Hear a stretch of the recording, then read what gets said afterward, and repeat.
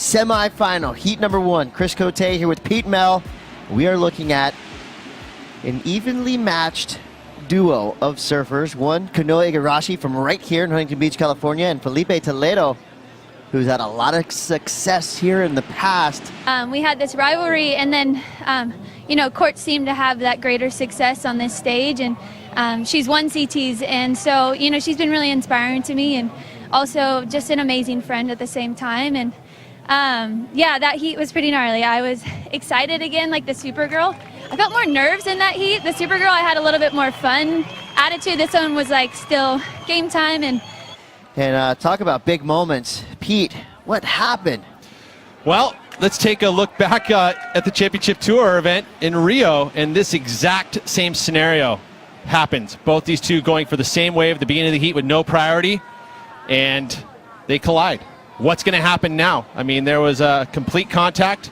Generally, that means there's going to be an interference. Now, interference rule says whoever is closest to the peak in the point of takeoff, and they're going to have to make this. Where does the wave break? Wow, and usually, you can sometimes kind of decide when the surfer stands up first, but right there, that was milliseconds. Really, yeah, and even I'll tell you right now that it doesn't matter who stands up first. It's who's positioned in the middle of the peak, who is closest to the peak and has right of way. Was it a left or a right? It was a peak, but who was center in the peak? And let's take a look. Kanoa Igarashi here, he's spinning, so this angle a little bit from down the beach. Where's the center of the peak? Kanoa wants to go left.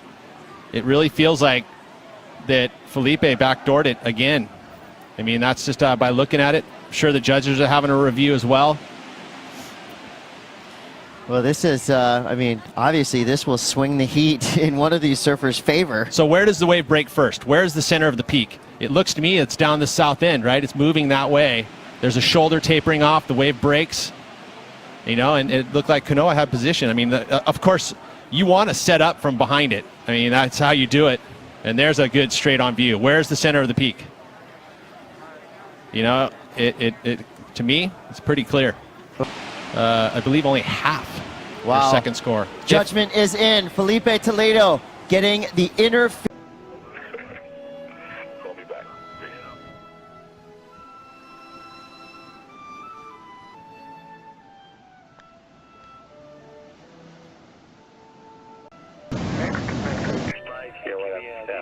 Call me up. I'm going to be in town all this week, so if you want to get that track taken care of, let me know. Call me on my cell, all right? Thanks.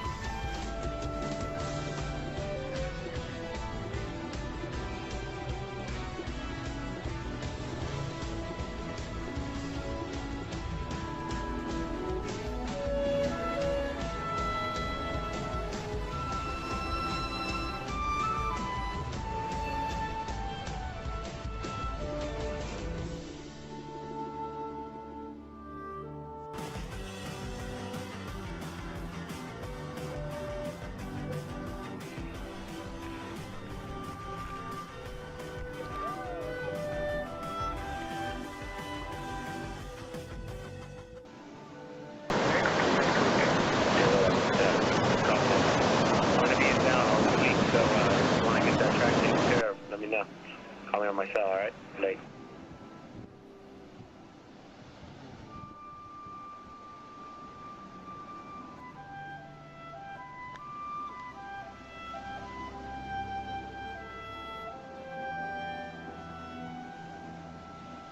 So now where do we go from here, Pete? He can hear it right now, and he understands. Well, that wave goes from a 6.33 to now you see on this line an INT. And here goes Kanoa Igarashi. By no means getting a free pass into the finals. Toledo's still going to make this tough for Kanoa, but definitely things got a lot clearer for Kanoa Igarashi. He still has to surf this heat, though. Long time for this decision to go out. Yeah, right there, you see, this is the last wave from Kanoa Igarashi, really his first wave ridden. And again, so, you know, he has to just shake that off and get to surfing. And I love that Kanoa, seems to me that he's done that. You know, he's not going to let that beginning of the heat to affect him, and he's not going to make any mistakes. Again, chucking the fins out, exactly what he's been, a definite hamper, but it's doable, you know, especially in consistent conditions. And if anybody can do it, it's this guy, Felipe Toledo. Snap out the back. Ever the showman, Toledo will make his way to the inside. Gaining speed through the flats. Now pushing up into the air. Blows the tail, whips it around, reverts out. Well, he's still going to be a showman. There's You a can reason. appreciate that. And here, let's take a look at the last wave for Felipe Toledo. Bangs it off the top. Again, that outside move so important. Felipe does it with ease. Not an easy section, not a lot of power to it, but he gets the board up and over and even gets a little flare with the fins out the back. And then just no problem for the inside section and goes for the air. Just pushes the fins out to push the board around. Here we go again. Toledo on the inside goes for the head high front three. Goes down, but I love the intentions that we have here. Have half the score there. Boom, almost did it. So even though he had the 6-3 Lineup with Kanoa Igarashi, live action Toledo. With an interference, still has the chance to fight through this heat. He's got 16 and a half minutes to do it. And here we go, the windup. The Cobra is coiling, strikes, goes to the air.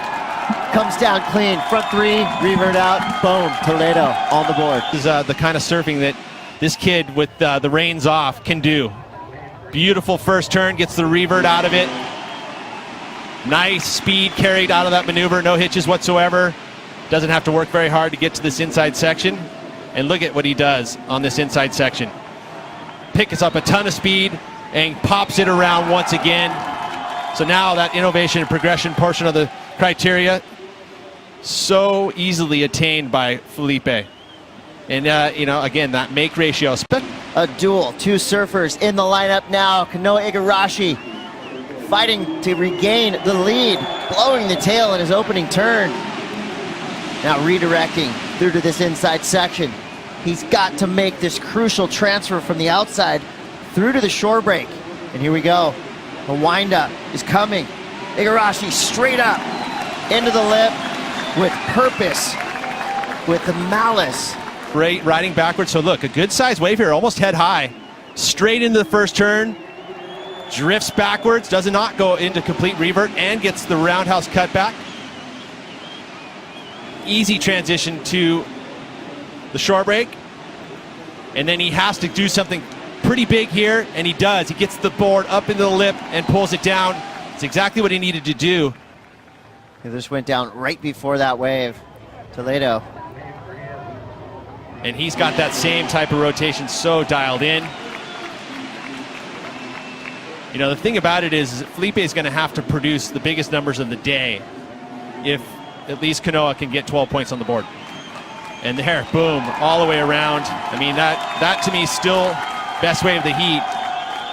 The benchmark, but he's got an anchor on him. Well, the interference. All we do is you see live action. He's there doing it again, riding backwards. This is right off that last wave from Kanoa Igarashi. That's Toledo now, going to the inside. Settles for a big snap. The knives are out. We've got a heat. More. Here's another look at the replay of Toledo's giant 8.33. Here we go. The score's dropping for Igarashi. A 6.83. It's enough. Ooh, by the skin of his chinny chin chin. But now look at the score needed by Felipe. All right, needing a 7.85. Can Toledo do it? 10 seconds to go. He's going to need something massive on this inside section. Pumping down the line, generating speed. One turn up in the lip. He's going to need a big finish here. Toledo, big tail free snap.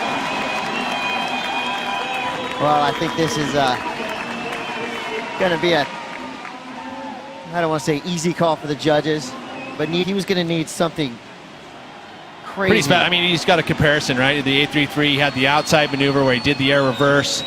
You know, and then he did the air reverse on the inside as well. You see, that was the end of the heat. Just not enough here. But I like the fight from Felipe, and I also love the sportsmanship in which he showed at the end of it. Came in at a 5.43. So Kanoa Igarashi, first final at the Vans US Open of Surfing. Igarashi, the tactical dismantling of the event favorite